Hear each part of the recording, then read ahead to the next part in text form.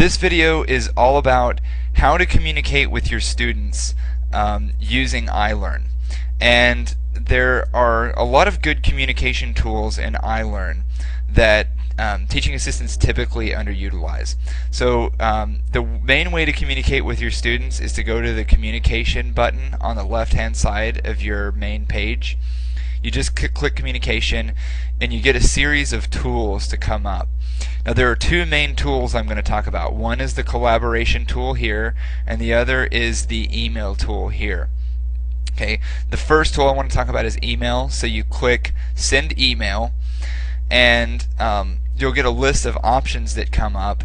All students, all users, all groups. I usually just click all users, which is going to send it to anybody who is connected to this iLearn page. It's going to send a copy to me, and it's going to send a copy to all the students who are enrolled. And if you send an email to all users and you are the and it's the main class rather than your discussion section, the email is going to go out to everybody, even if they're not in your discussion section. So I will typically send emails to just the discussion sections that I have.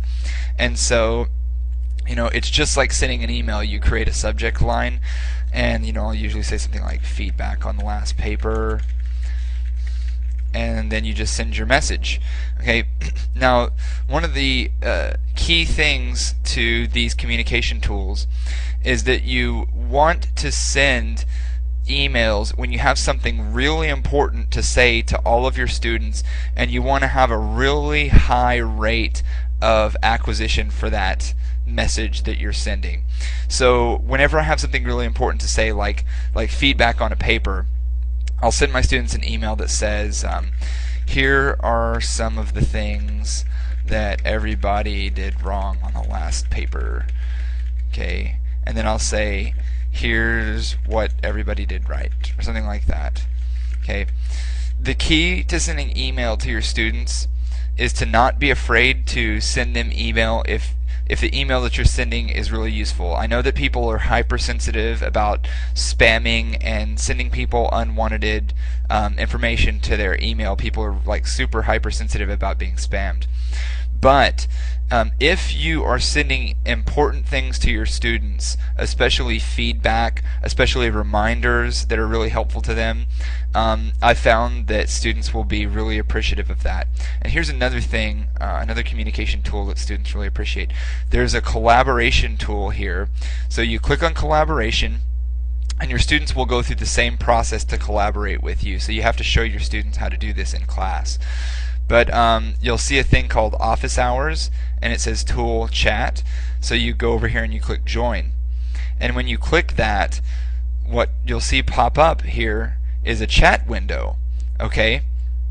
And this chat window is an extremely underutilized tool in Blackboard, because what you can do with this is you can do two things.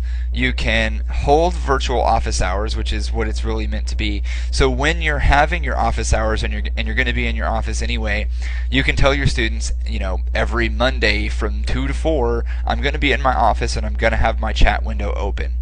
And you can tell your students to come and chat with you if they don't have time to physically attend your office hours. And you know, not every student is going to do that, but you'll have more students contacting you, and you'll be making yourself more available to the students. And it's just a quick and easy tool to keep in touch with your students. Another good time to use this tool is the night before a test. A lot of students want to, you know, a lot of students have questions, they want to get in touch with you, they want to have a review session. So you can hold a virtual review session online the night before the exam. You don't have to be physically present to give the review.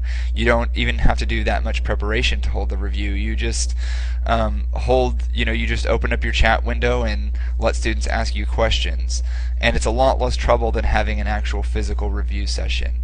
Okay, those are the two main ways to communicate with your students. And there's one other powerful tool to give information to your students, and that is with announcements. So we'll go to Control Panel, and we have a course in the upper left hand corner of the course tools. There's announcements.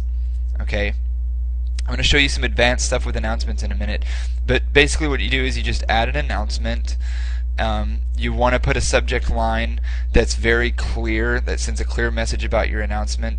So you might want to say, midterm 4 breakdown, and just say, here were the scores on the last midterm. Okay, and you can just drop that in. You can just hit submit down here. Usually I leave the rest of this stuff blank. It will display for about a week and then it'll go away. And then those announcements, if you go to the main page of your website, those announcements are what pop up on your main page of your Blackboard site. So your students are going to see your announcement when they log into your page, and they're going to see your announcement when they log into iLearn. It's going to be the first thing that they see in the My Announcements page.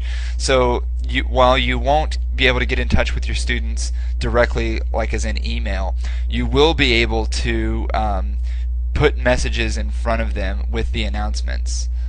And I'll show you some more advanced announcement stuff in a later video.